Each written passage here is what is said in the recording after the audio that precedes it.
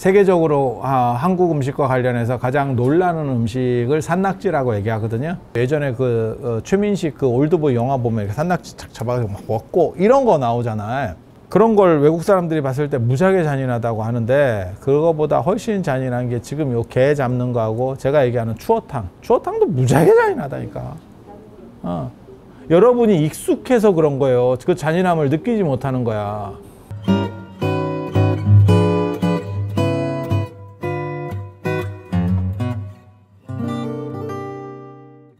왜 복날 게를 먹냐, 이런 것과 관련해서 이야기들이 많이 있어요. 그리고 그거 이제 제가 처음으로 그걸 다 정리했거든. 그걸 제가 다 처음으로 정리했고, 왜 닭을 먹느냐도 있어요. 왜 닭을 먹느냐. 근데 그게 이제 동아시아 문화에 좀 약간 복잡한 측면들이 있습니다. 그래서 그거 얘기를 해드릴게요. 복날이 더운 건 알잖아요. 삼복이 제일 더운 거고, 그 복이라고 하는 게 이렇게 예. 이게 이제 이거는 사람이고 이거는 개예요. 이거는 개예요. 그냥 거기다 갖고 있어. 얼쩡거리지 말고 저리 가. 자, 그래서 이게 엎드릴 복자라고 하는 거예요. 이렇게 엎드려 있다, 부복하다, 뭐 이런 거 할 때 이거를 문화를 잘 알아야 돼. 근데 여러분들은 들으면 바로 이해하실 거예요. 사람들이 이거를 잘 모르더라고. 지금은 개가 반려동물 이렇게 해서 엄청난 대우를 받지만, 저희 어렸을 때만 하더라도 그냥 개 패듯이 맞는 일들이 즐비했었습니다.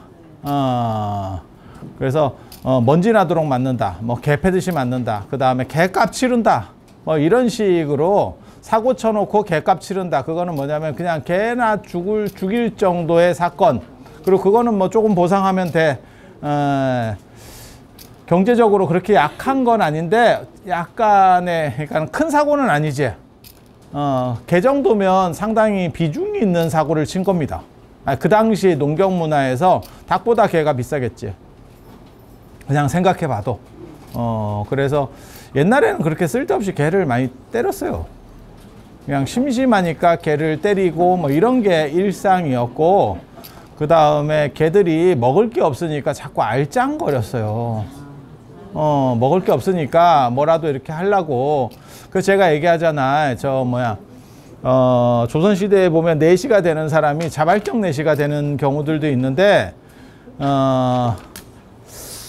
어쩔 수 없이 내시가 되는 경우들도 있어요. 그러니까는 자발적 내시는 뭐냐면, 성장을 하고 나서 이렇게 자르는 겁니다. 자르는 겁니다. 내시가 되기 위해서. 근데 그런 경우에 죽을 확률이 상당히 높아요. 아니, 다 자르는 거 아니고요. 그 마늘 부분만 자릅니다. 마늘 부분만 잘라. 다 자르는 거 아닙니다. 다 자르면 죽습니다. 그쪽 혈관이 많이 몰려가지고 지금은 아마 잘라도 살 건데, 그때 기술로는 자르면 죽어요. 그래서 그 자르는 방법이 두 가지가 있어. 어린애인 경우에는 거기를 실로다가 묶어요. 꽁꽁 묶어. 혹시 고양이 꼬리 잘라 보신 적 있어요? 고양이 꼬리 잘라 보신 적 있어요? 몰라? 고양이가 개랑 다르게, 개는 약간 충직스럽고 고양이는 애가 약간 싸가지가 없지. 도도하지, 그냥 좋게 말하면. 그리고 개는 사람이 옮겨가면 따라가는데, 고양이는 집에 붙어 있는 경우도 많이 있어요. 이사 가도 고양이는 데려갔는데 없어졌어. 근데 원래 살던 집으로 애가 갔어. 아니, 그런 경우들이 있다니까. 그래서 개하고 고양이하고 좀 다른데, 그래서 사람들이 무슨 생각을 하냐면, 고양이가 자꾸 도망가고 이렇게 개인 행동을 하는 게 꼬리 때문 아니냐, 꼬리에 뭔가 에너지가 있다, 그런 쓸데없는 생각은 우리나라에 많이 있던 생각 중에 하나예요. 그래서 제가 그런 얘기 해드렸잖아요. 원래 서양에는 꼬리곰탕 같은 건 먹지 않고 다 버렸는데, 꼬리 같은 건 다 버렸는데, 동아시아의 어떤 나라가 꼬리에 미쳐 있더라. 그래서 더 이상 버리지 않고 원래는 폐기물이었어. 그거를 재가공해서 팔아먹게 됐다라고 하는. 아 진짜요, 진짜. 그리고 한국 사람들은 그 꼬리 쪽에 뭔가 에너지가 있다는 생각을 해요. 그게 이제 장어 꼬리 쪽을 먹으면 한 마리를 먹었다는 둥 뭐 쓸데없는 소리 그 있잖아. 뭔 얘기인지 대충 아시죠? 아마 그런 쓸데없는 소리들이 있어. 그래서 거기에 에너지가 많이 모여 있다라고 생각을 해. 그래서 그 꼬리를 자르면 애가 기가 좀 죽고 순둥순둥해져서 말을 잘 듣고 주인에게 충직스럽게 한다라고 해서 고양이 꼬리를 자르는 경우들이 있었어요. 커서 자르기는 쉽지 않고 그러면 애가 진짜 굉장히 힘들 거고, 새끼 고양이일 때 꼬리를 실을 묶어요. 다 자르는 거 아닙니다. 조금 남겨놓고 묶습니다. 그렇게 실로 쫑쫑 싸매 놓으면 애가 커지는 과정에서 꼬리가 나중에 탯줄 떨어지듯이 떨어져. 이해가 되죠? 그렇게. 거기 놓으면 안 돼. 거기 놓으면 안 돼. 그 기스나. 이 사고쟁이. 그거 갖다 놔. 놔둬. 여의주. 자, 그래서 그렇게 꼬리를 잘라. 근데 그렇게 꼬리를 자르면 애가 실제로도 좀 더 말을 잘 들어요. 그 이유는 뭐냐면 뭐 거의 에너지가 일부가 잘려서 그런 게 아니고, 동물은 꼬리가 균형을 잡는 거거든요. 그래서 꼬리가 잘리면 움직이기가 쉽지 않아. 그러니까 우리식으로 말하면 약간 절름발이 소아마비 같이 되는 거야. 꼬리로 균형을 맞춰야 되는데 뒤에가 내가 생각하는 것과 다른 무게추가 된 거야. 그리고 그렇게 되면 집단에 어울리기도 쉽지가 않아. 그러니까 떼거리로 애들이 몰려다니거나 할 때 내가 처진단 말이야. 이해가 됩니까? 그러면 약간 왕따가 돼. 그래서 사람에게 의지하는 확률이 더 커져요. 그러니까 굉장히 잔인하고 어떻게 보면 애를 장애를 만들어서 그렇게 하는 거지. 근데 한국 사람들은 어떻게 생각하냐면 그 꼬리에 에너지가 모여 있고 그거를 좀 이렇게 잘라내면 기운이 눌리면서 애가 좀 순둥해진다, 그렇게 생각하는 건데 사실은 뭐 잘못된 쓸데없는 생각이고요. 쓸데없는 생각이고요. 뭐 그렇게 가는 거예요. 그래서 내시도 어렸을 때 하면 실로 묶어요. 그 마늘 위쪽을 실로 이렇게 묶어. 그러면 그 마늘이 떨어집니다. 마늘이 떨어지면 안 되는 거예요. 대충 뭔 얘기인지 알아듣겠지? 그러면 끝이에요. 그러면 끝이에요.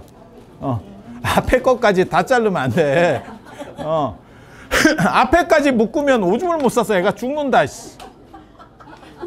아무튼 거기를 묶어서 그렇게 만드는 경우가 있고, 그 어린애고 커서 내시가 될 때는 거기를 인위적으로 잘라요. 그 묶는다고 해결이 안 되잖아, 이제는. 그건 성장하는 과정에서 이렇게 잘려져야 되는데 그게 안 되잖아. 그러면 그걸 인위로 자르는데 그런 경우에는 죽을 확률이 상당히 높아요. 지혈이 잘 안 되죠. 그 다음에 위생 문제도 벌어지면서 이제 감염. 그냥 생각을 해봐. 그리고 거기를 계속 까놓고 있을 수도 없고, 싸놓고 있으면, 싸면 감염입니다. 예전에 싸놓으면 감염입니다. 그러니까 애도 왜 죽냐면, 왕실 애들도 왜 자꾸 그렇게 죽냐면 싸매서 그래요. 차라리 그냥 못 사는 집 애들처럼 까놓고 굴리면, 빨개 벗겨서 굴려버리면 차라리 덜 감염 위험이 낮아져. 뭔 뜻인지 아시겠죠? 그냥 생각을 해봐. 계속 애가 뭐 응가를 하고 어쩌고 하는데 그거를 자꾸 그냥 대충 닦아서 싸매놓고 하면 저리 가. 저리 가라고, 저리. 그걸 지금 얘기하려는데 참. 그래서 그게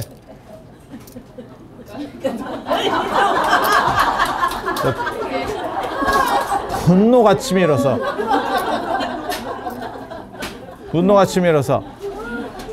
그래서 그거를 그렇게 인위적으로 자르면 사망 확률이 높고, 어렸을 때 묶으면, 그런데 어렸을 때 묶을 수 있는 사람은 자발적 내시는 아니에요. 약간 우리식으로 약간 이제 뭐 이렇게 조금 문제가 있는 사람들이지.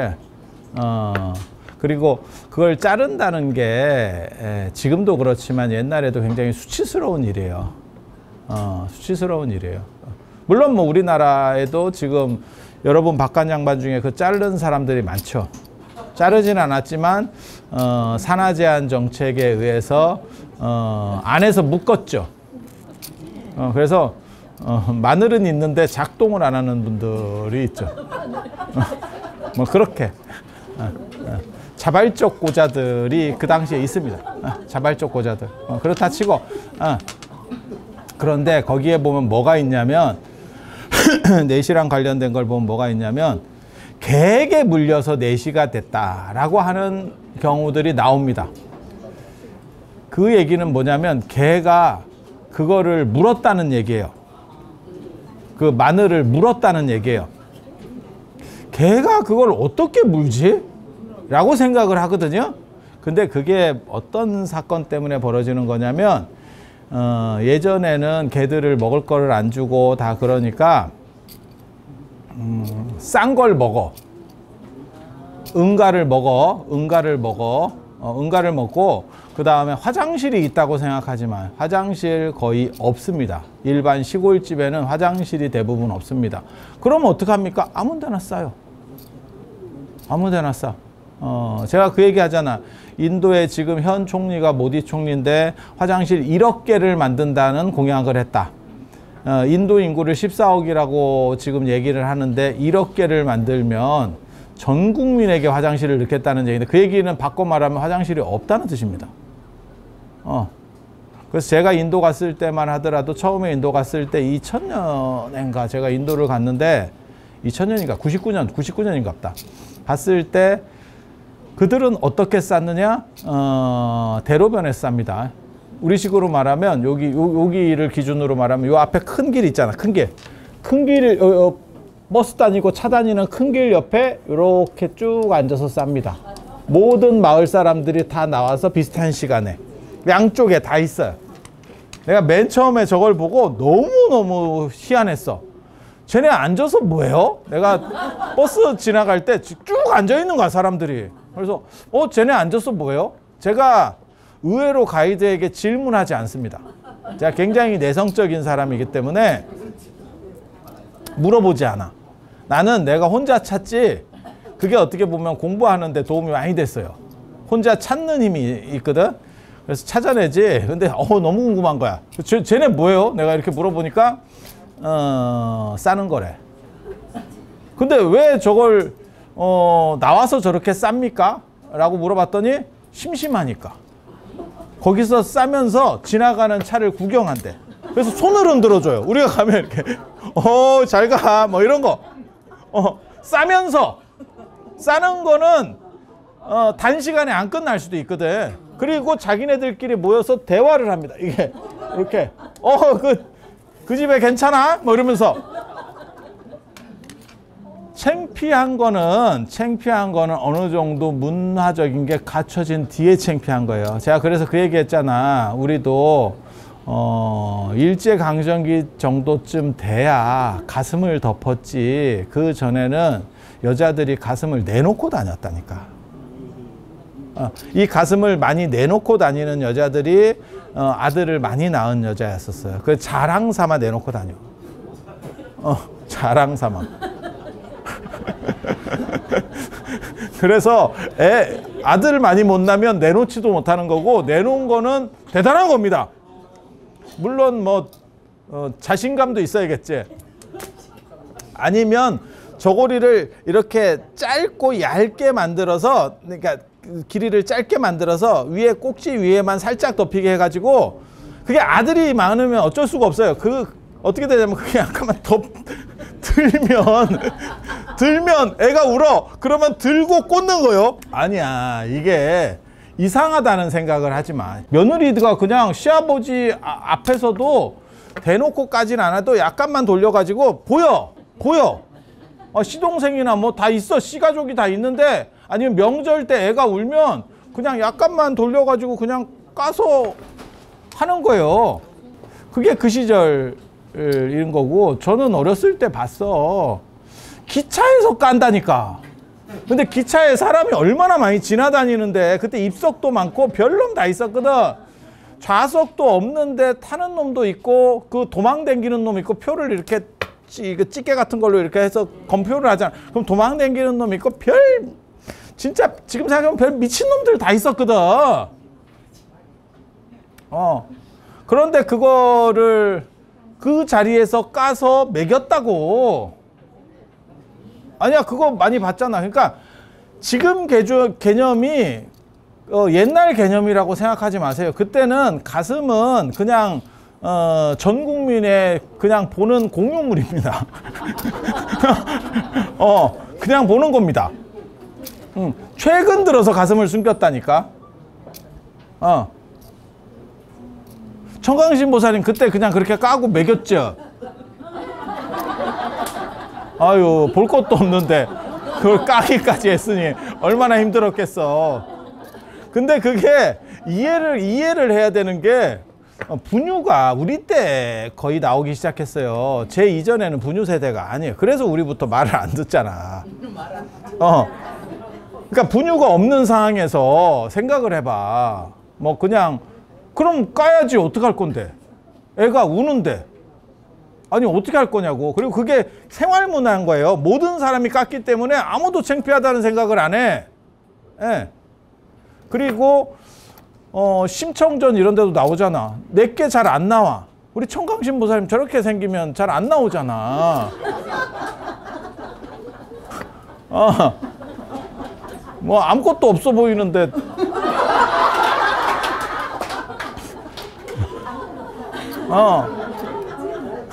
그렇게 안 나오면 옆집이나 뭐 하도 애를 많이 낳으니까 보통 7, 8씩 나요. 제가 얘기하잖아요. 60년대, 70년대 초반까지 우리나라 그 평균 합계 출산율이 6명이라니까. 6명이었다니까. 근데 지금 왜 6명이 잘 안 되는 것 같습니까? 그때 사람들 대충 보면 돌아가시는 분들이 상대적으로 많아요. 그리고 돌아가시는 분들이 있기 때문에 어렸을 때 사망하는 경우들이 많기 때문에 더 열심히 났어. 왜? 죽을 걸 계산하고 스페어 타이어가 필요했던 거라니까. 아니 이게 그냥 다 여러분이 살았던 세대의 얘기를 하는 거예요. 특별한 얘기를 하는 게 아니고. 그래서 한 여섯 명이 아니고 거의 한 8 가까이 난다고 보시면 돼, 평균으로. 그러면 야 2년에 1명씩 나도 8이면 한 16년 인생의 대부분을 애를 낳고 있는 거야. 그러면 이게 이 양반이 무슨 뭐 지금같이 90까지 사느냐? 그게 아니에요. 그게 아니야. 한 50 정도에 돌아가셔요. 50에서 60 한갑 되기 전에 돌아가셔요. 그러면 생애의 상당 부분이 애를 낳는 기간이고, 그래서 이게 계속 나와요. 이게 젖소지. 약간 그렇게 되는 거야. 그러니까 어떻게 되면 심청전도 그렇잖아. 그 심청이 어머니가 먼저 죽었잖아. 그러니까 젖동량이라는 게 가능한 게 뭐냐면, 두 종류의 사람은 젖동량을 할 수밖에 없어. 어머니가 사망한 경우. 안 그러면 우리 청강신 보살님 같이 빈약한 경우 빈약한 경우 없어. 야, 내 몸에 돌아갈 피도 없다. 이런 상황에서 젖을 어떻게 먹여? 그러면 동네 사람들이 그냥 내가 한번 이렇게 품앗이로 먹여줘. 그 집에 우네, 일로와, 여기 이렇게 달고 댕겨. 아니야. 그러니까 이게 그런 걸 이상하게 보지 마. 문화라고 하는 것은 규범이 성립된 뒤에 문제가 되는 거지, 여러분이 생각하는 것처럼 막 이상하다고 막 생각할 게 아니에요. 그러니까 얘네들도 그냥 이렇게 싸는 거예요.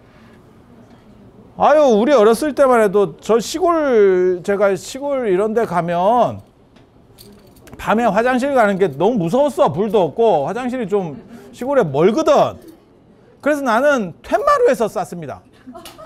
툇마루에서 까고, 그리고 아무도 모를 거라고 생각하는데 자고 나면 어떤 놈이 툇마루에서 쌌어를 합니다. 왜? 거기에 이렇게 흔적이 흙바닥에 이렇게 흔적이 남아. 그리고 그때만 하더라도 힘을 줘서 최대한 멀리 뭐 그런 행동을 했어. 그런 행동을 했어. 그리고 나는 완전 범죄라고 생각했지만 흙바닥에 나의 범죄 흔적이 남아 있었어. 근데 그걸 뭐라고는 안 해. 뭐 외손자 뭐 이런 건데 뭐 뻔하거든. 범인이 쉽게 추정됨. 계속 사는 애는 그렇게 안 해요. 아니 뭐 그렇게 하는 거지. 그래서 내가 상도덕이 있어서 최대한 밖으로 빼서 툇마루에 묻지는 않도록 노력했었습니다. 그렇게 하는 거야. 그렇게. 그래서 그거 이상하다고 생각하지만 근데 이거 지금 인도에 가면 굉장히 적습니다. 이거 시골에나 가야 이 풍경이 있지. 이거 굉장히 진풍경이에요. 굉장히 진풍경이에요. 그러니까 동네 사람이 다 까고 그렇게 생활을 하는데 창피한 게 아니야. 창피한 게 아니야. 그리고 예전에 한국 사람들도 그렇게 그냥 까고 아무 데서나 싼 거야. 지금 제주도나 이런 데 중국 사람들이 왔을 때 문제다라고 말하는 것 중에 하나가 뭐냐면 중국 사람들이 그런 희한한 행동들이 있어요. 그러니까 우리랑 달라서 그래. 우리도 아마 예전에 그랬지 싶어. 중국에 가면 애기 옷 중에서 엉덩이에 이렇게 벨크로 같은 게 있는 게 있어요. 이렇게 찍 하면 올리면 가방 올리듯이 오픈이 돼. 그건 뭐냐면 애가 급하다 이러면 그걸 올려. 그럼 그 자리에서 애가 쌉니다. 제주도 사람들이 미친다는 게 그거거든요, 사실. 그렇게 하는 거야. 그러니까 애가 급하니까 그냥 세운데 우리 같은 경우는 개가 싸도 주인이 치워야죠. 아니 맞잖아. 그거를 뭐 화단이나 이런데 아파트 화단 같은 데 쌌으니까 괜찮아요 라고 갔는데 어떤 놈이 찌르면 잡혀갑니다. 맞잖아. 예. 그러니까 산책시키는 개 산책시키는 사람은 그 비닐이랑 뭐 해가지고 이렇게 다 들고 다니잖아. 언제 쌀지 모르니까. 그런 거고 사람도 그냥 싸게 하는 거예요. 근데 우리 어렸을 때 제가 기억이 나는 게 뭐가 있냐면 설이나 추석 때 차도 많이 막히고 막 이러면 애들 같은 경우는 깡통에서 싸는 경우도 많고. 그러니까 서울역 같은 데서 차가 밀리고 뭐 더 이상 기차가 안 오는 거야. 이제 올 때까지 기다려야 돼. 그러면 거기서 저쪽 구석에 내려가서 자, 쉬! 이러면서 뭐 깡통 같은 데다가 있었다니까. 그리고 그냥 이제 조금 심한 분은 그냥 주변에 그냥 싸요. 남자들도 그렇게 많이 쌌었어. 어른들도 그렇게 해서 코너에 가면 이렇게 찌린내가 많이 나고 이랬었어. 그러니까 그런 식으로 그냥 생각하시면 돼. 까고 싸는 게 우리가 좀 문화적으로 지금 좀 좋아져서 이렇게 된 거지 그게 이상하다는 너무 생각을 하지 마셔. 예. 그리고 인도 가면 여러분들은 제가 장담하는데 풀밭에서 까고 쌉니다. 까고 쌀 수밖에 없는 상황에 직면할 겁니다. 화장실에 데려다 놓으면 싫어합니다. 한국 사람들 화장실 싫어합니다. 화장실이 열악하기도 하고 거기 있다니까. 화장실 푸세식 화장실에 여러분 지금 안 들어가 봐서 그래. 들어가면 거기 또 인도가 더워요. 그러면 꽉 차 있어 그 냄새가. 화장실이라고 하는 데는 자고로 환기는 되게 돼 있는데 추우면 밑에가 꽉 차 있어도 밑에가 많이 있어도 그렇게까지 심하지 않을 건데 그 냄새가 끊임없이 바람이 불어도 찰 수밖에 없는 구조예요. 그리고 또 깔끔을 떠는 사람들이 있어. 그런 사람들이 정조준을 안 하고 옆으로 빼딱하게 싸가지고 그 위에도 이렇게 막 묻어 있어. 그리고 그 밑에 화장실 그 푸세식 화장실이면 그 이렇게 하면 여기 이제 구멍이 뚫려 있는 거잖아. 요 밑에 쪽에 거기 위에 파리들이 이렇게 앉아 있고 여기 위에도 파리들이 있어. 그리고 사람이 들어가서 이렇게 딱 앉으려고 하잖아. 그럼 파리가 확 이렇게 드론 비행 경대처럼 날아가지고 위로 쫙 올라와요. 이렇게. 근데 그게 남의 거에 앉아 있었던 애들이잖아. 걔네들이 내 옷에 앉는다고 생각하면 내 옷이나 몸에 앉는다고 생각해봐. 아, 그냥 상상해봐. 그러면 풀에 까달라고 합니다. 제가 골프를 좋아합니다. 내가 필드로 가겠습니다. 이런 식 얘기를 한다니까. 그게 이제 내추럴 화장실이라고 하는데 그게 훨씬 깔끔합니다. 훨씬 깔끔합니다. 그리고 여러분들이 생각보다 잘해요. 왜 잘하냐면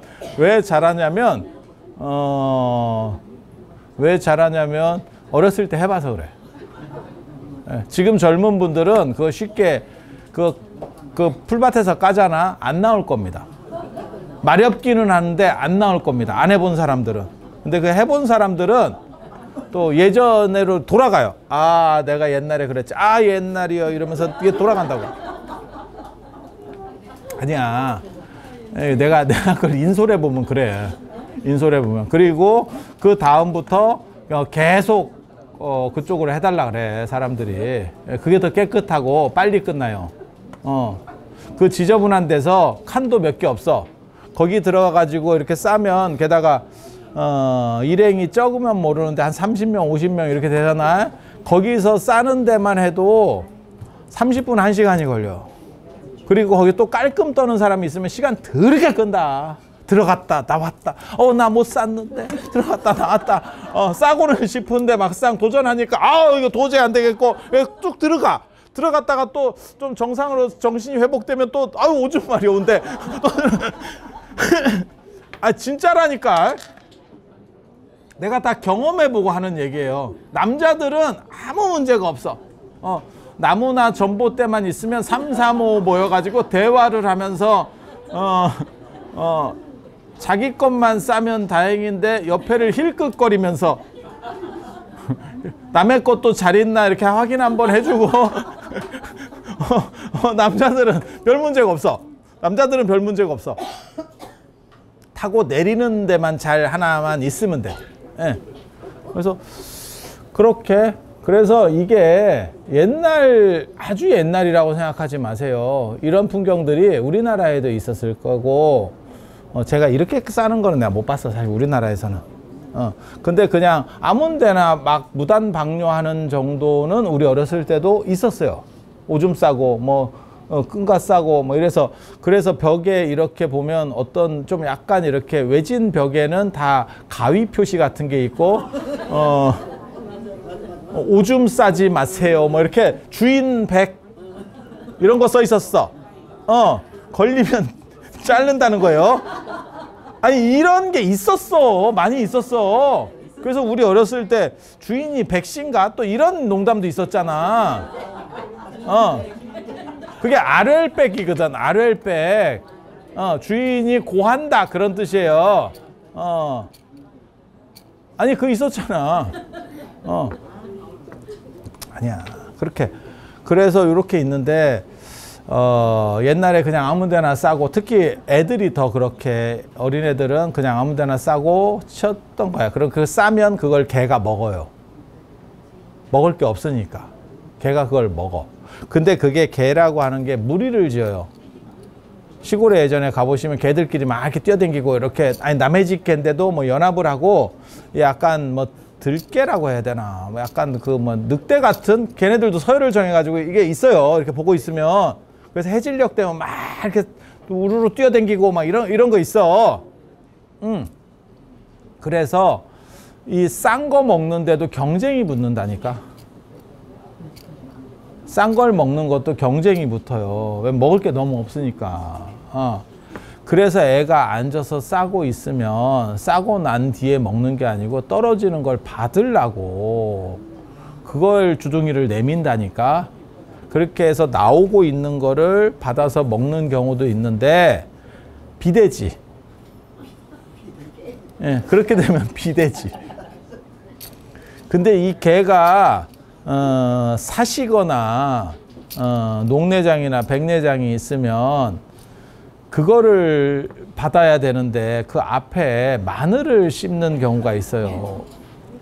마늘이 그건가 싶어서. 얘기가 뭔 얘기인지 알아듣겠어? 그게 씹히면, 아니, 나도 잘은 모르겠어. 그게 그렇게 걔한테 한번 씹히면 안 된대. 그렇게 해서 내시로 들어오는 사람들이 있어.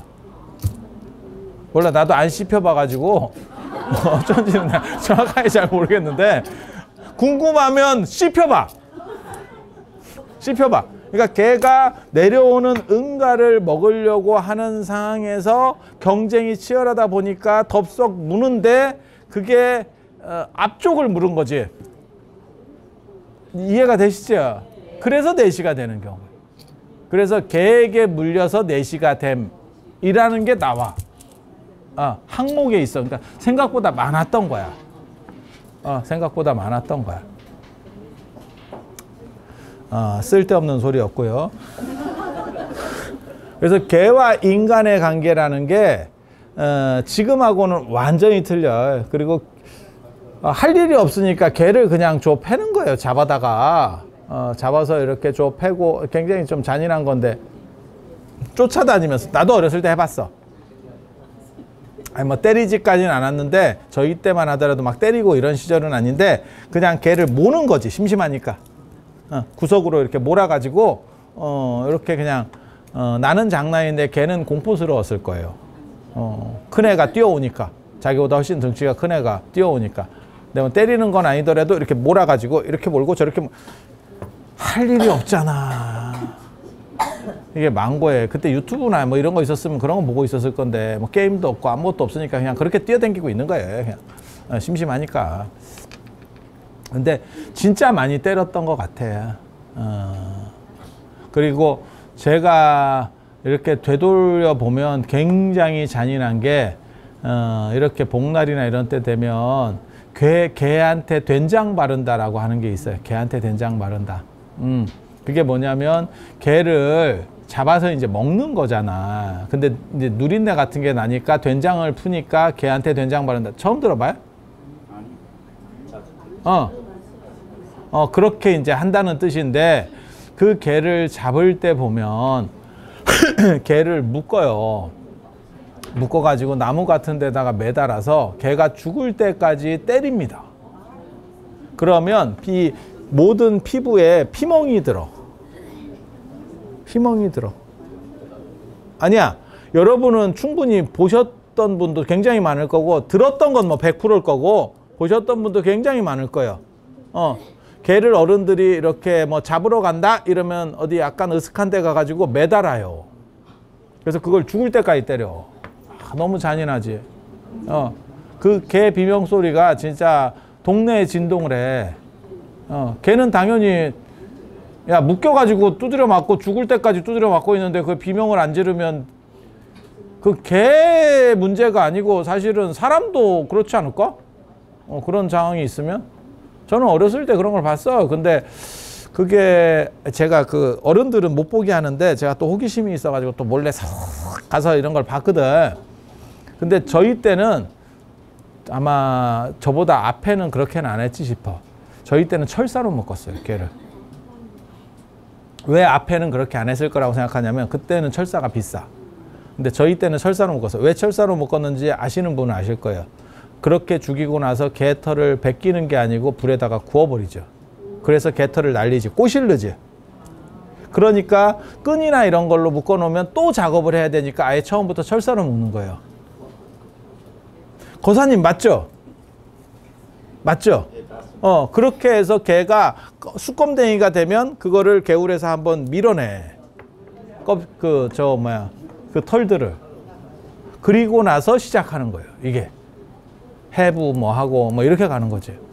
그래서 제가 얘기하잖아. 이거 무지하게 잔인한. 지금 만약에 이런 게 우리나라에서 벌어지면 세계적인, 야, 이거 유튜브 각이다, 진짜. 해외에서도 난리 날걸. 야, 근데 우리 어렸을 때는 그게 일상 중에 하나였었어요. 일상 중에 하나였었어. 도시는 안 그랬고, 도시는 뭐 그럴 조건이 잘 안 됐고, 시골에. 예. 그리고 저는 어렸을 때 그걸 보면서 너무너무 사실은 약간 충격적이었었어. 야, 저렇게. 그러니까 그거를 시골 애들은 계속 어렸을 때부터 눈 뜨고 봤기 때문에 그럴 수 있지 뭐 이런 식이었고, 우리 같이 약간 도시 쪽에서 있다가 시골에 가서 그런 걸 목격하는 사람은 야씨 이거 약간 문화 충격 뭐 이런 거 그런 게 있었어. 그런 게 있었어. 그리고 소는 잡을 때 뭘로 했냐면 도끼로 이게 맞박을 쳐요. 뿔 사이를 도끼로 맞박을 쳐.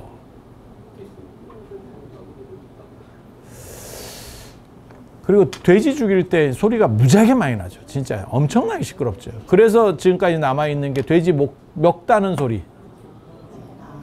지금은 표현을 잘 안 쓰는데 뭐 이렇게 뭐 목소리가 뭐 이렇게 별로 안 좋고 목이 크고 이러면 돼지 멱 따는 소리 하고 있다라는 그런 표현을 옛날에 썼었죠.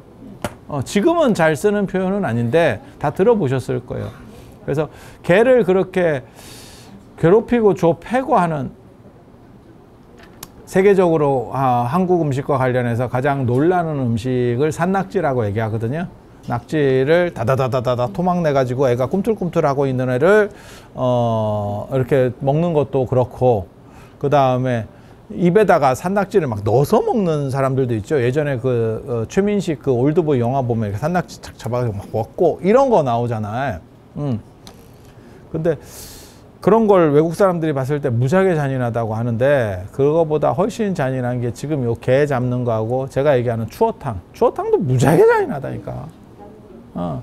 여러분이 익숙해서 그런 거예요. 그 잔인함을 느끼지 못하는 거야. 야, 해감한다고 소금을 뿌려.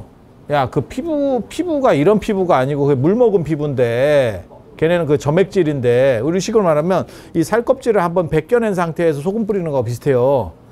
그러면 얼마나 고통스럽겠어. 고통스러우니까 애가 지랄을 하면서 댕기잖아. 그러면 그걸 소금 넣어갖고 한번 이렇게 돌리잖아. 그러면 여기 피부가 한번 싹 되겠지.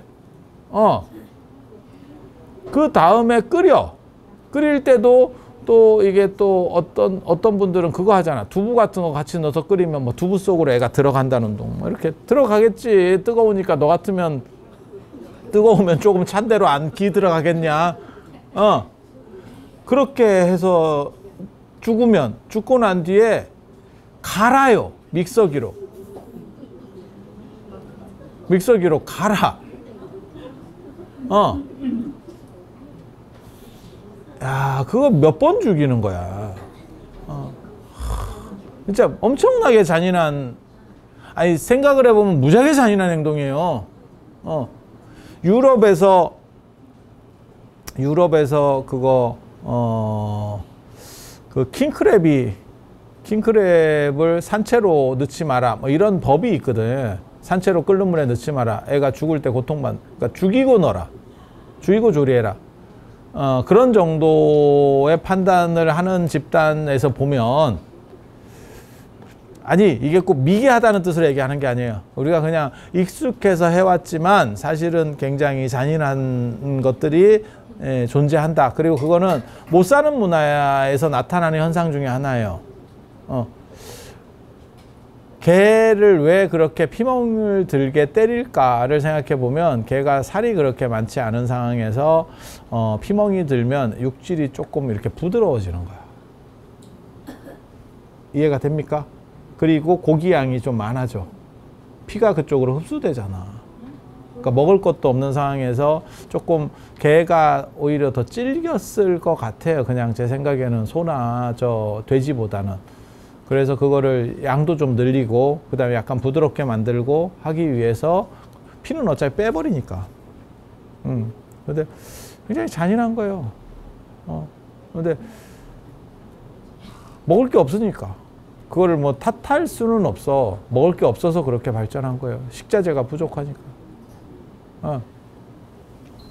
그래서 그렇게 되는 거고, 이 개와 인간이 연결돼 있어요. 가장 연결돼 있는 동물 중에 하나고, 그리고 개가 사람한테 하도 맞다 보니까 사람이 가면, 무서운 사람이 가면 개가 엎드려요.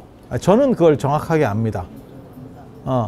그러니까 개가 사람이 딱 갔을 때 진짜 그 공포스러운 사람이 오면 도망가려고 시도를 하는데 도망가는 타이밍을 놓치잖아? 그럼 엎드립니다. 그 다음에 더 다가가잖아? 배를 뒤집습니다. 모든 동물은 배를 뒤집으면 항복입니다. 배가 약하잖아.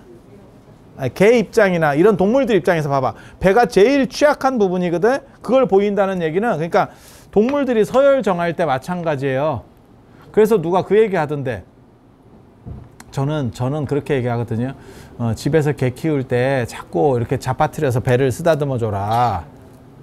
그게 내가 너보다 서열이 높다를 계속 각인시켜주는 효과가 있거든요. 그리고 내가 뒷덜미 잡아서 가끔 이렇게 흔들어 줘라, 이런 얘기도 해주거든요.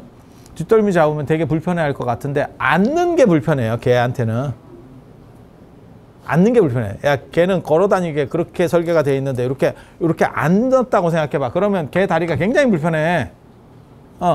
그리고 요 목덜미를 물려서 이렇게 당기면, 목덜미를 잡아서 당기면, 그러면 보통 일반 모든 동물은 다 이렇게 축 처집니다. 팔다리를 늘리고.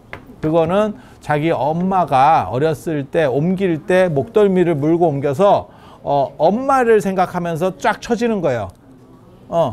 기운이 빠져서 처지는 게 아니고, 거기서 반항하면 엄마가 쉽게 말해서 개나 고양이가 여기가 위험하니까 우리 이사 간다 이러면서 물어가지고 옮기고 있는데 애가 발악을 하다가 하면 떨어져서 잘못하면 죽을 수도 있거든. 그러니까 모든 그런 동물들은 어렸을 때도 이렇게 잡으면 애가 축 처져서 안 움직여. 이렇게 목덜미. 그래서 그게 서열 정하는 방식이거든. 그러니까 목덜미를 가끔 잡아줘라. 힘들어하지 않아. 그리고 배를 잡고 이렇게 뒤집어서 머리만 쓰다듬어 주지 말고 배를 까서 이렇게 잡고 만져줘라. 그런 거 있어요. 근데 그 되게 재밌는 거 있었지. 아저씨들이 집에서 선풍기 틀어놓고 배 까고 있는 경우들이 많아요. 아저씨들의 특징이거든. 일명 포대화상 자세라고, 쇼파 같은 데서 이렇게 자빠져가지고 배 까고 이렇게 하고 이러면서 있는 경우들이 있어요. 그걸 반복적으로 보면 개가 그 사람이 나한테 항복한다고 생각한대. 되게 재밌어. 되게 재밌어. 그래서 어떤 게 있었냐면, 자기 집에서 그 개가 다 다른 사람들한테는 안 그러는데 바깥 양반한테만 계속 공격적이래. 뭐 이렇게 쓰다듬으려고 하면 물고 자꾸 이런 행동을 보인대. 그래서 그 이해를 못하는 거야. 모든 사람한테 하면 되는데, 그래서 그 개통령 뭐 이런 분들 있잖아. 개 이렇게 전문가들. 우리는 잘 모르는데 그런 사람을 이렇게 초빙을 해가지고 이제 돈을 주고 해서 이 문제가 뭐냐 라고 했더니 그때 내려진 진단이 그거예요. 당신이 배를 까고 있어서 얘는 내 밑에라고 생각한대. 그러니까 머리를 만지면 야이씨 이러면서 문다는 거야. 어디 네가 내 머리를 만져, 이 그지 같은 놈. 그거 되게 재밌어. 되게 재밌어. 개 생각에는 그렇다는 거예요. 이 사람은 계속 내 앞에서 배를 까는 항복이었던 거야. 근데 네가 내 머리를 어떻게 만져? 너는 나보다 서열이 밑인데. 그런 거 있어. 그런 거. 그래서 개가 너무 많이 맞으면 엎드려만 있는 게 아니야. 그게 딱 보면 내가 그 어렸을 때 제가 그런 쓸데없는 관찰을 어렸을 때부터 내가 계속 잘해왔기 때문에 그걸 보면 어떻게 되냐면 3단계다. 걔가 처음에 무서운 사람을 만나면 도망가려고 약간 이런 액션을 취하는데 그 시간에 못 도망가면 애가 얼어요. 약간 천적 같은 느낌이야. 얼어. 그래서 못 움직여. 그리고 가까이 다가오면 뒤집어요. 오셨습니까? 뭐 이런 느낌이야. 더 가까이 가잖아. 오줌을 싸요. 난 맨 처음에 그 오줌 싸는 거 보고 이 자식이 나를 맞추려고 하나? 나 이런 생각을 했는데 아니야. 무서워서 오줌을 지리는 거예요. 오줌을 지리는 거야. 그래서 그렇게 하거든. 그런 걸 보고 이 복자가 만들어지는 거예요. 엎드려 있다. 납자가 엎드려 있다. 항복이다. 이렇게. 그래서 복날이 뭐냐면 산지박괴라고 주역으로 얘기하면 동직괴랑 반대입니다. 동직괴는 지뢰복괴 이렇게 해가지고 음한 기운이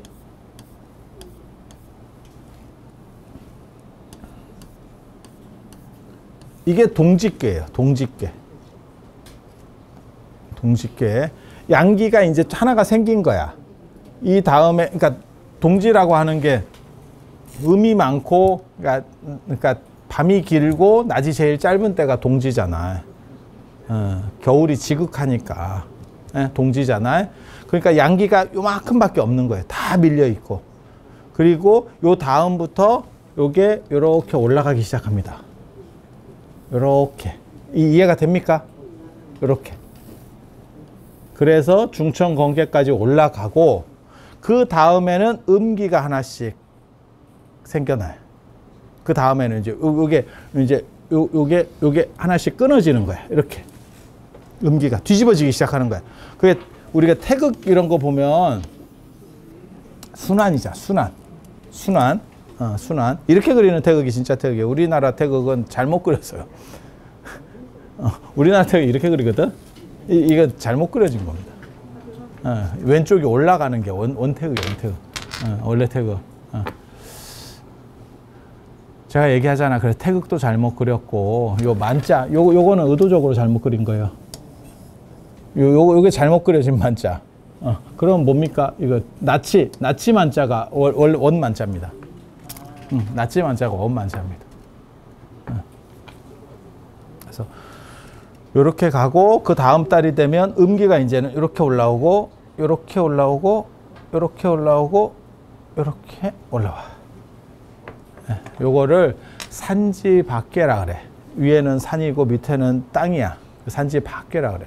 요게 이제 하직괴입니다. 하직괴. 동지는 되게 좋은 거예요. 지금은 내가 안 좋지만 점차 발전하는 겁니다. 그러니까 어떻게 말하면 그거지. 바닥을 한번 친 거지. 그러니까 내가 지금 주식시장에 들어가려고 하는데 바닥이야. 야, 니만이다. 니만.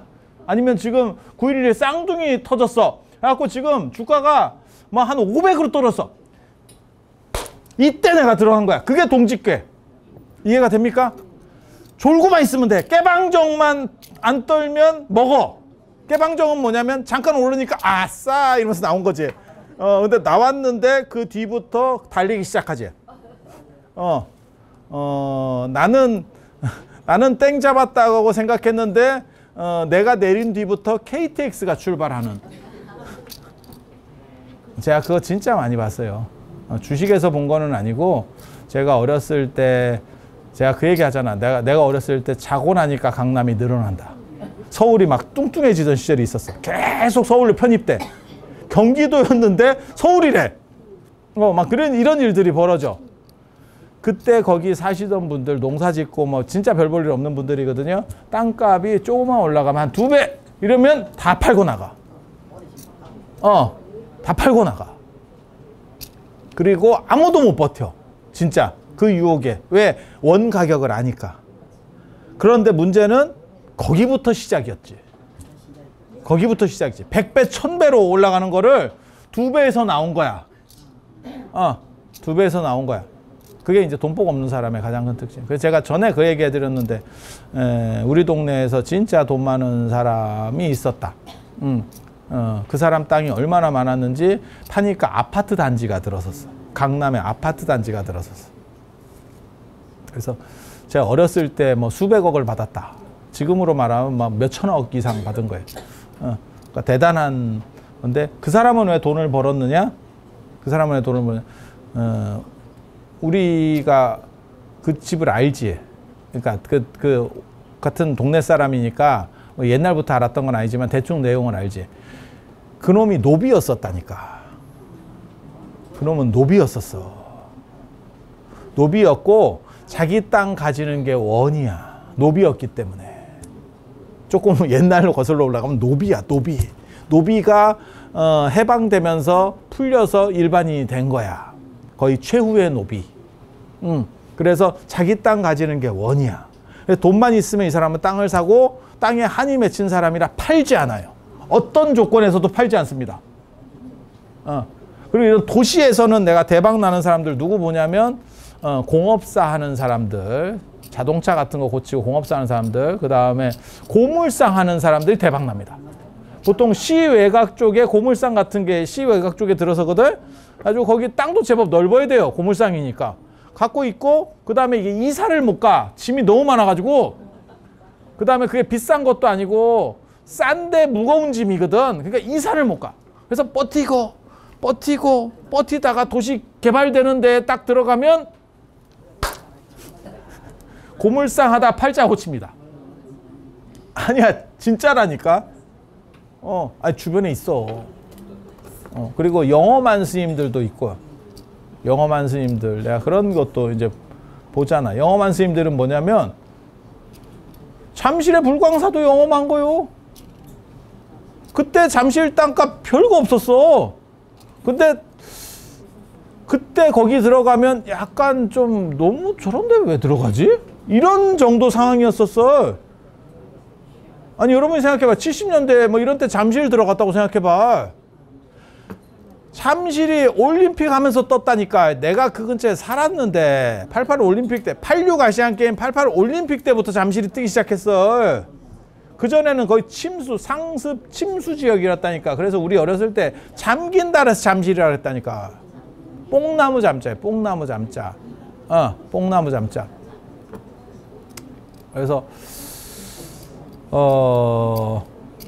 누에잠자라고 그래가지고 거기에 뽕나무를 많이 심었어. 그래서 서울 남산의 이 봉우리가 잠두봉이에요. 누에 대가리 같이 생겼고 남쪽 기운이 허해.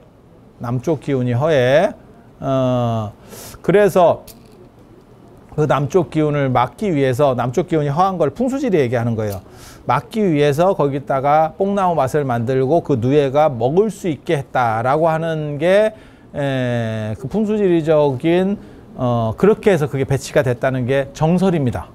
제가 그냥 구라로 지어내는 게 아니고. 그래서 잠실이 거기에 들어서게 되는 거예요. 근데 거기에 나 그런 절 여러 군데 봤다. 한 30년 전에 좀 땅값 싸가지고 외지로 이렇게 들어갔어. 자기가 박았어. 그런데 도시가 개발되는 과정에서 그쪽이 갑자기 신도시 뭐 이러면서 쫙 이렇게 신개발 지역. 그래서 저리 대박이 나는 경우들이 있죠. 그래서 뭐 자산 가치가 뭐 1,000억이에요. 뭐 땅값만 그 영험한 스님들. 영험한 스님들. 있어. 그런 분들이 가끔 있어. 이렇게 얘기 들어보면. 야, 제주도 좋다. 뭐 이러면서.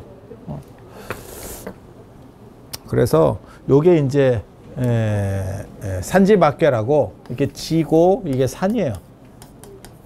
그래서 산지박계라고 이게 껍딱 뺏기는 게 박피 수술할 때 그 박입니다.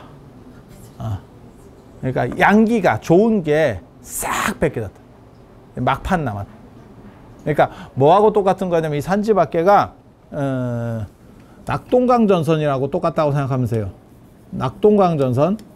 우리가 한국전쟁 때 이렇게 밀려가지고 요만큼 남았었죠. 그때 미국이 정확하게 말하면 메가더 장군이 윤천 상륙작전 안 했으면 우리가 지금 조선인민공화국 안에 살고 있었을 수도 있을 거예요. 그래서 저 선택은 진짜 그 메가더의 선택은 굉장히 우리 입장에서는 고마운 거예요. 그때 반대했다 그랬잖아. 사람들 그때 얘기해 보면 뭐 저도 정확한 건 모르지만 다른 사람들이 저게 가능하겠느냐. 그리고 미군 희생이 너무 많다. 굳이 우리가 저렇게까지 할 필요가 있느냐라고 했을 때 메가더가 밀어붙여서 인천 상륙 작전을 했고 그걸 성공시킨 거잖아. 그래서 우리가 어떻게 보면 지금 이 나라가 존재하는 거지. 저는 그런 부분에 대해서는 굉장히 고맙다는 생각을 해요. 그 쉬운 결정 아닙니다. 우리가 다른 나라를 도와줄 때 우리 군대가 굉장히 많이 죽어야 되고 위험 요소가 커. 라고 했을 때 저거를 시도하겠느냐. 우리나라에서 쉽게 말해서 의회나 대통령이 승인하겠느냐. 쉽지 않습니다. 그거 절대 쉽지 않습니다. 요 낙동강 전선 같이 있는 게 이 박이에요. 하나 남은 거예요. 하나 남은 거예요. 그럼 이 다음에는 어떻게 되느냐? 이게 제일 안 좋은 쾌 중에 하나입니다. 주역에서 주역이 제일 안 좋은 쾌. 이 다음이 되면 이렇게 됩니다. 그리고 그 다음에 지뢰복개가 돼요. 지뢰복개도 낙동강하고 똑같아요. 산지박개나 지뢰복개나 둘 다 낙동강캐야. 근데 뭔 차이냐면 산지박개는 밀려있는 낙동강캐. 낙동강 상황이고 지뢰복개는 뭐냐면 인천 상륙작전 된 낙동강이야.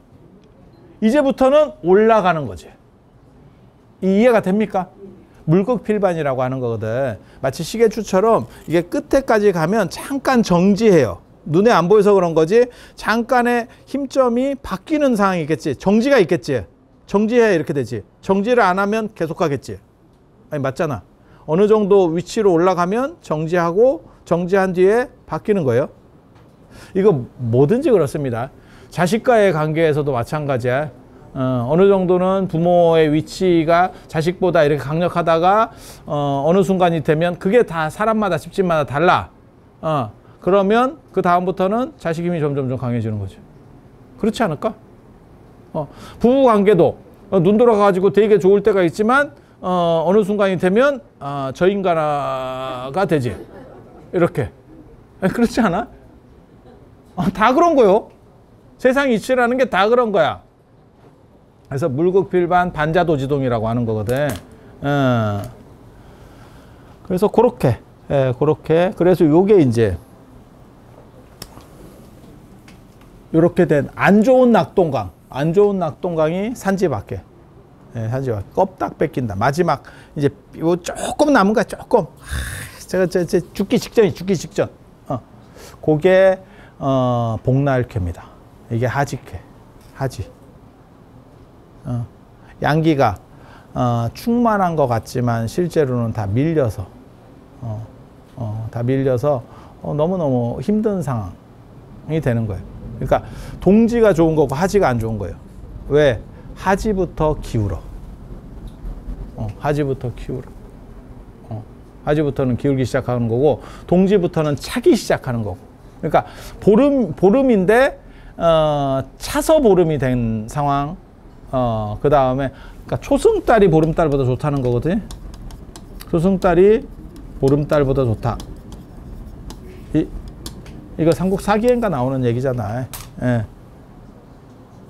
초승달은 차야 되니까. 그러니까 이게 지뢰복개. 요 보름달에 해당하는 게 산지박개. 이때부터는 이렇게 꼬꾸라지기 시작.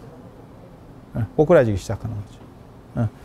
그래서 요 복날의 이 복자라는 게 양기가 음기에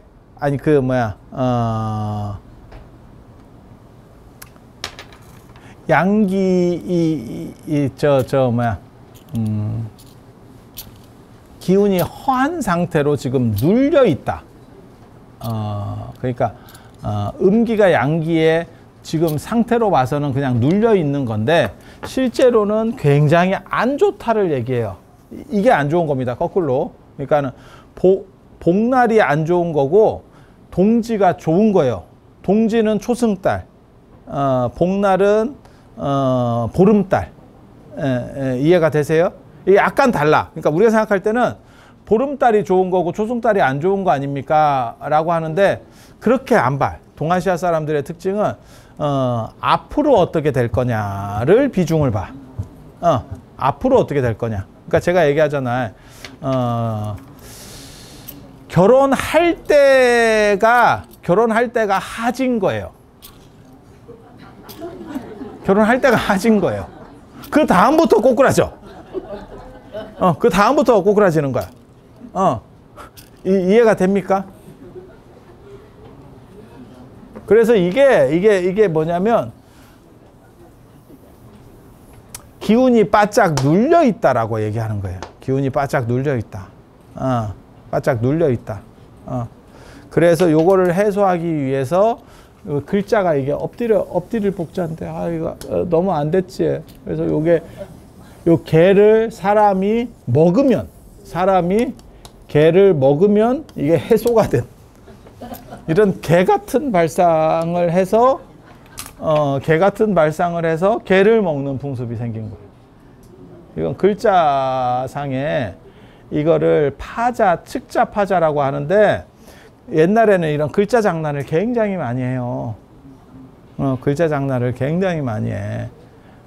그래서 전에 제가 그 얘기도 해드렸었는데, 송광사에 뭐 16국사가 나왔다 그러는데, 뭐 16국사는 아니고,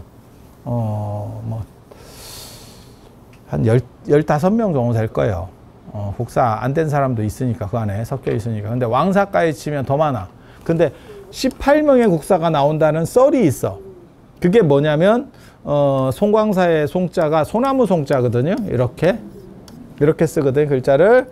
근데 요걸 쪼개면, 요 봐봐. 요 나무 목자를 쪼개면 18이 돼요. 그 다음에 공.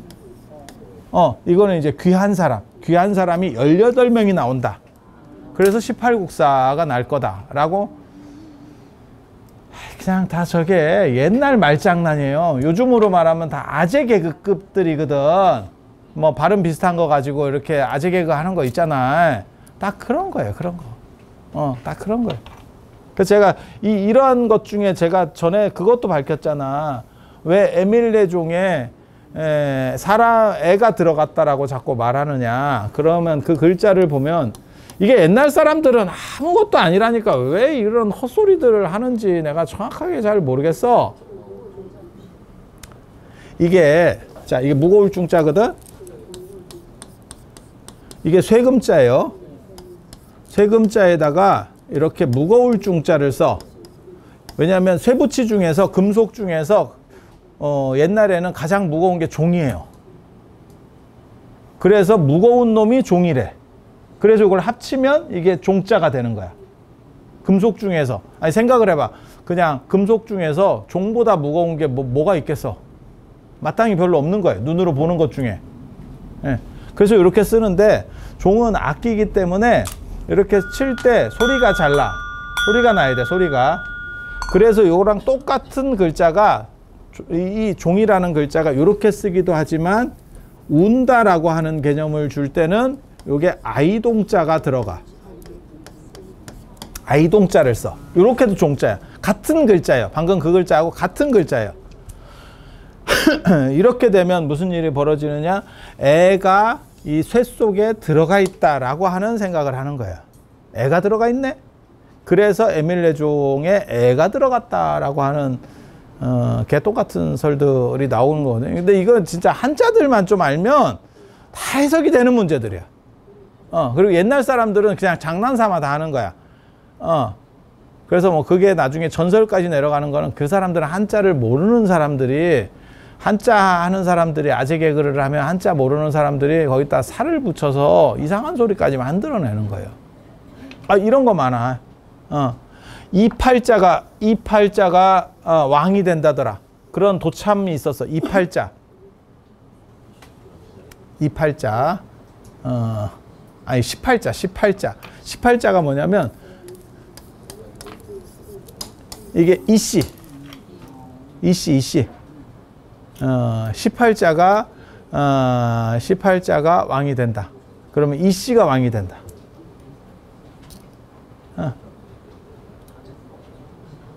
아니 그냥 다 이게 쓸모없는 소리예요. 다 쓸모없는 소리. 그리고 저거 있잖아. 저 조광조 죽일 때, 조광조 사건 때 그 불가사의한 뭐 이런 얘기 들어보셨어요? 주초지왕이라고 하는 사건. 주초지왕. 주초지왕. 이게 달릴 주자거든. 그 다음에 이게 닮을 초자. 초자거든. 그 다음에 지왕. 조광조 얘기 보면 그게 있어요.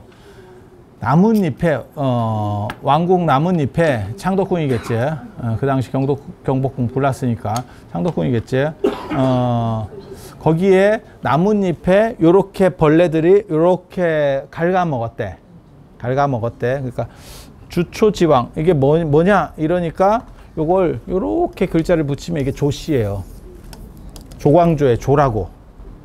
조가 왕이 된다. 그러니까 조광조가 반란할 거다 라는 걸 얘기해 준 거래. 그래서 나중에는 뭐라고 나오냐면 사림이 장악하고 조광조가 결국 신원이 되잖아. 그러고 나서 왜 저렇게 됐습니까? 라고 하니까 거기에 뭐 나뭇잎에 꿀을 발랐더니 저 주초지왕이라고 쓴 거야. 붓으로 꿀로. 그랬더니 벌레들이 그 꿀 맛에 이렇게 갉아먹어 가지고 저 글자가 새겨졌다더라 라고 전해지는데, 야, 요즘은 진짜 세상 좋아. 이걸 실험을 해요. 진짜 벌레가 꿀을 좋아하는지.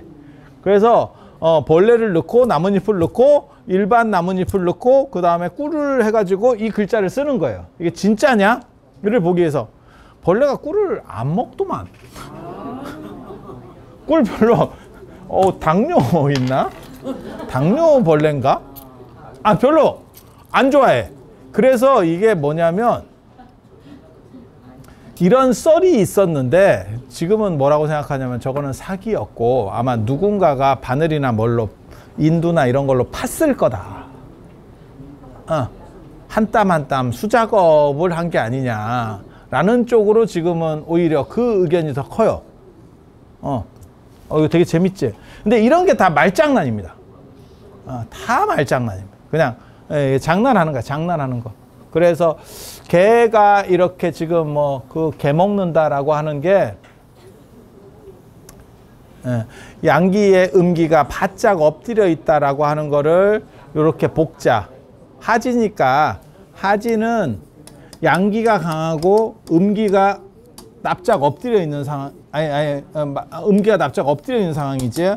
그걸 나타내려고 이렇게 표현을 했더니 여기서 이 글자를 보고 이 미친놈들이 개를 먹더라 라고 하는 거고, 요 하지부터 양기가 죽잖아. 또 다른 지금 이건 개 얘기는 여기까지가 끝이에요. 하지부터 양기가 죽어가잖아. 이렇게 음기가 이제 어떻게 보면 이제 늘어나는 거지. 거꾸로 이제 하지부터 해가 짧아지겠지. 동지부터는 양기가 늘어나는 거고 하지부터는 음기가 늘어나는 거지. 그래서 거기에 그걸 막기 위해서 양기로 보충하는 게 있어요. 양기로. 닭은 약물이라고 생각해요. 양기를 내포한 물건. 그러니까 음기를 내포한 물건 중에 우리가 많이 쓰는 게 뭐냐면 대나무입니다. 그래서 더울 때 대자리, 죽부인 뭐 이런 걸 쓰는 거예요. 대나무. 카시트도 대나무 자리. 그래서 대나무는 음기가 강하고 물성이 차다. 그래서 제가 그 얘기 하잖아. 예전에 대나무 밭에 귀신 많이 나온다고. 저 심리대 밭 이런 데 귀신 조심해. 조심해. 옛날 대나무 밭에 귀신 많이 나와요. 집 대나무 밭에. 그리고 그렇게 되는 이유는 영유아가 사망했을 때 무덤을 제대로 안 쓰고 그 집 근처에다가 묻어버리거든요. 안매장을 하는데 그게 대부분 대밭인 경우들. 그러니까 잘 사는 집은 뒤에 대밭이 언제나 있어. 그게 여름에 좀 그쪽에서 바람이 올 때 시원하기도 하고 그 다음에 대나무가 군자의 상징이기도 하기 때문에 대밭을 만들거든. 근데 대밭은 음기가 심해가지고 거기다가 시체를 묻으면 귀신이 되기가 좋아요. 그게 대밭의 특징이거든.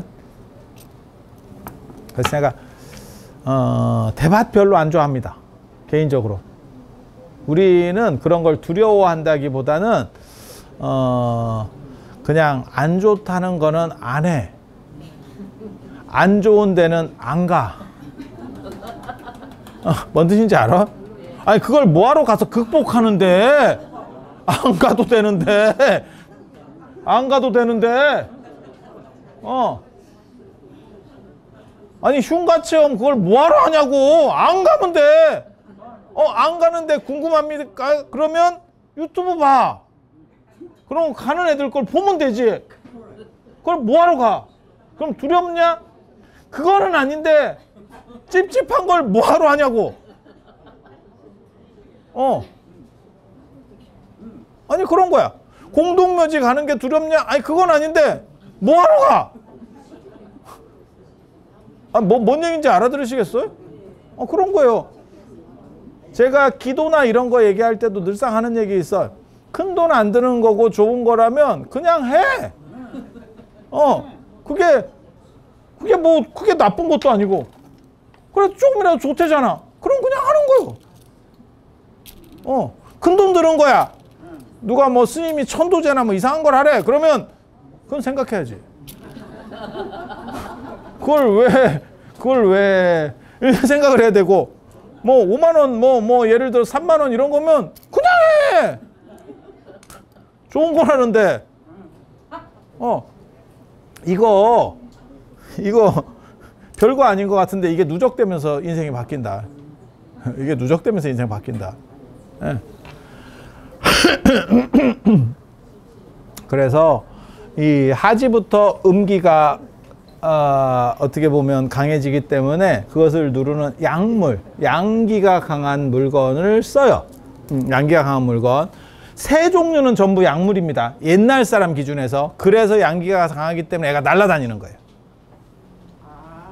양기가 강하니까 날아다녀. 닭이 다릅니까? 옛날 닭은 다릅니다. 옛날 닭은 다릅니다. 그래, 닭 쫓던 게 지붕 쳐다본다가 있어. 개가 닭을 재미삼아 쫓아, 뭐 먹고나 이런 건 잘 못 봤는데 재미삼아, 아까 사람이 개 쫓아다니듯이 재밌게 지도 노는 거야. 근데 개는 닭은 시겁하는 거지. 그러면 닭이 초가지붕이로 날아갑니다. 지금 아마 우리가 그 일반적으로 사용하는 그런 닭들은 너무 닭장 좁은 데서 갇혀서 아마 그런 게 없을 건데, 토종 닭들은 날아다녀요. 잡으려고 할 때도 날아다니더라니까. 그래서 내가 그것도 봤다, 어렸을 때. 얘를 잡으려고 했는데 얘가 날라서 도망가니까 얼찡한 옆에 있는 놈이 잡히더라. 아니야. 걔를 처음에 생각을 했는데 걔가 워낙 이렇게 별나게 팍 도망가니까 걔를 못 잡고, 시골 가면 닭을 여러 마리 이렇게 방사해서 키우잖아. 옆에 놈 잡던데? 잡기 쉬운 놈, 에라이씨 이러면서. 그래서 닭이 약물이고 구하기가 쉽기 때문에 삼계탕, 닭이 들어가는 거예요. 그래서 양기를 이제 보충하는 거야. 그리고 이거는 뜨겁다가 양입니다. 그럼 뭐 아이스가 양이겠어? 뜨겁다 양. 그래서 뜨겁게로 지금 뭐 무너져가는 양기를 보충하는 거예요. 아마 삼계탕의 삼은 최근에 들어왔을 거라고 생각합니다. 그 원형은 옛날 걸 수 있는데 일반화된다라고 하는 거는 이건 경제력이 많이 올라가고 난 뒤에나 가능한 거예요. 삼이 되게 귀했다니까? 아니, 맞잖아. 여러분 어렸을 때만 해도 삼이 귀했어.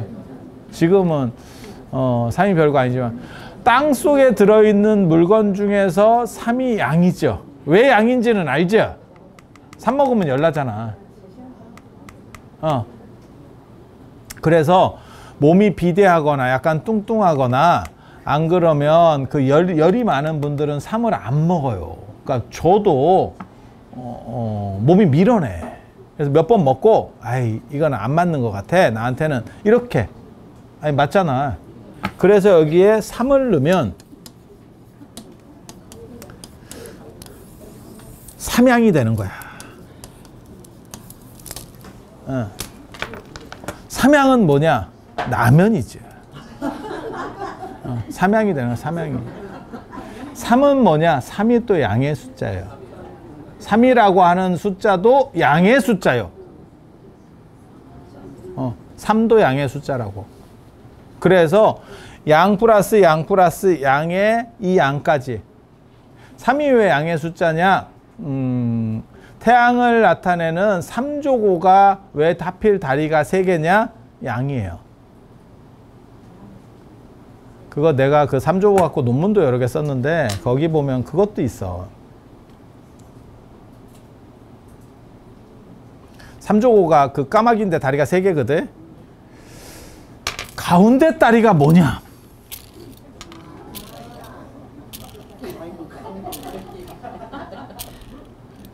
아, 그게 있어. 진짜 그거에서 출발한 거냐? 원래는 약물이라고 하는 뜻인데 그 어떻게 세 개 다리라고 생각을 하느냐 이게. 그리고 다리가 4개면 안정적인데 3개면 3개로 걷는다고 생각해봐. 이거 쉽지 않다. 그래서 이게 상징적인 건데 도대체 그 상징의 모티브가 어디서 왔냐. 그래서 진짜 농담 삼아 그 진짜 거론되는 얘기에 그게 있어. 거기서 출발한 거 아니냐?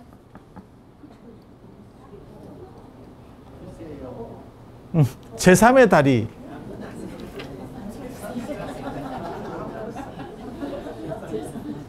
그래서 이게 다 양을 나타내는 거예요. 이게 전부 양. 올양입니다. 올양. 그래서 무너져가는 양기를 보충한다. 그래서 뭐라고 얘기하는 거냐면 이열치열. 그래서 되게 재밌는 거예요. 더운데 뜨거운 삼계탕을 게다가 닭 국물까지 그게 그 약간 닭 기름 이런 거까지 들어가면 더 뜨겁거든. 상대적으로. 아니 그렇지 않아요? 근데 그걸 먹는 문화는 이런 주역적인 인식 속에서 나타나는 현상입니다. 현상입니다. 그래서 하지라고 하는 거, 복날이라고 하는 게 실제로는 허울만 좋은 버블 직전의 일본이라고 생각하는 거예요. 그때 뭐라고 얘기했냐면 90년대 일본 잘 나갈 때 뭐라고 얘기했냐면 그 뒤로 이제 잃어버린 30년 뭐 어쩌고저쩌고 나오는 건데 그때 뭔 얘기가 있었냐면 도쿄를 팔면 미국을 산다. 도쿄 땅값이 너무 올라가지고 그 땅만 다 팔 수 있으면 미국 전체를 살 수도 있겠다. 뭐 이런 쌉소리들이 있었습니다. 그런데 그 뒤부터 일본이 이제 이렇게 하면서 가고 있었죠. 그리고 결국은 우리나라한테도 뒤지는 상황까지 벌어진 거야. 그래서 가장 이렇게 화려할 때가 위험할 때래. 아니 동아시아에서는 그렇게 얘기해요. 가장 화려할 때가. 그래서 하지가 양기가 충만한 게 아니고 양기의 껍질만 남은 거야. 마치 풍선 같은 거야. 속은 비어 있는 거야. 동지는 작지만 차 있는 거고. 그래서 동지는 길한 거고 하지는 거지 같은 거예요. 그래서 하지불공이라는 건 없어. 동지불공은 있어. 동지불공은 있어.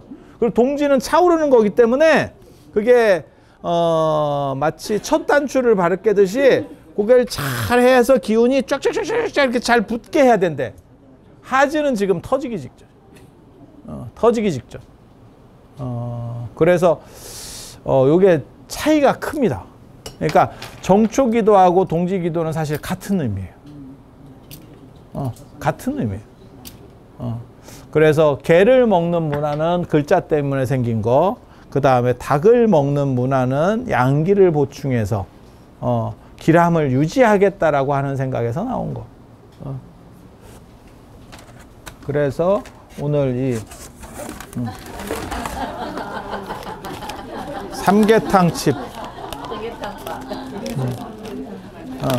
그래서 삼계탕이 나오게 됐다더라.